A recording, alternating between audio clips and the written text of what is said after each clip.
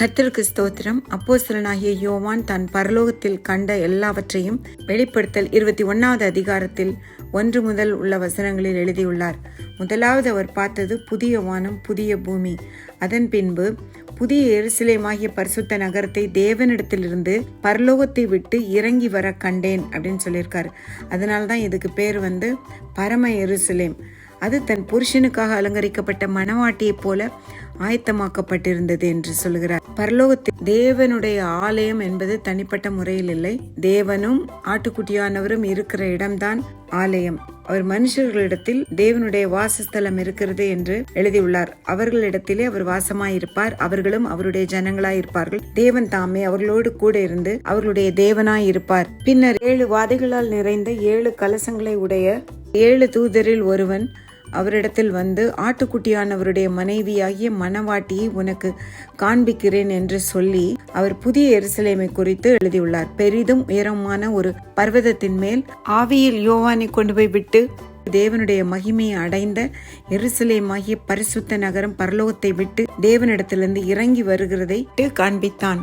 அதன் பிரகாசம் மிகவும் விலை உயர்ந்த ரத்தின கல்லை போலவும் பளிங்கின் ஒளியுள்ள வச்சிர கல்லை போலவும் இருந்ததாம். அதற்கு பெரிதும் உயரமான மதிலும், கிழக்கே 3 வாசல்கள், மேற்கே 3 வாசல்கள், வடக்கே 3 வாசல்கள், தெற்கே 3 வாசல்கள் ஆகிய 12 வாசல்களை கண்டிருக்கிறார். 12 வாசல்களின் அருகே 12 தூதர்கள் இருந்திருக்கிறார்கள். அந்த வாசல்களின் மேல் இஸ்ரவேல் சந்ததியான 12 கோத்திரத்தாருடைய நாமங்கள் எழுதப்பட்டிருக்கிறது.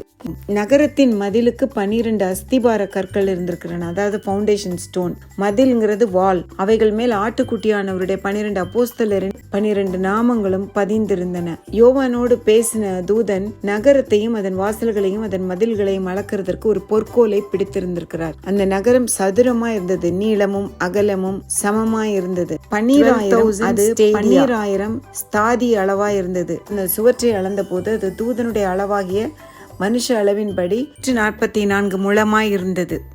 சுவற்றில் பச்சிர கல்லால் கட்டப்பட்டிருந்தது. நகரம் தெளிந்த பளிங்குக்கு ஒப்பான சுத்த பொன்னாயிருந்தது. நகரத்து மதில்களின் அஸ்திபாரங்கள் சகலவித ரத்னங்களினாலும் அலங்கரிக்கப்பட்டிருந்தன. முதலாம் அஸ்திபாரம் பச்சிரக்கல், 2வது இந்திரநீலம், 3வது சந்திரகாந்தம், 4வது மரகதம், 5வது கோமேதகம், 6வது பதுமராகம், 7வது ஸ்வர்ண ரத்தினம், 8வது படிகப்பச்சை, 9வது புஷ்பராகம், 10வது வைடூரியம், 11வது சுனீரம், 12வது சுகந்தி. இவைகளே 12 வாசல்களும் 12 முத்துக்களாய் இருந்தன. ஒவ்வொரு வாசலும் ஒவ்வொரு முத்தாய் இருந்தது. நகரத்தின் வீதி தெளிவுள்ள பளிங்கு போல சுத்த பொன்னாய் இருந்தது. நித்திய வாழ்வுக்கு தகுதிப்படுவோம். கோல்டு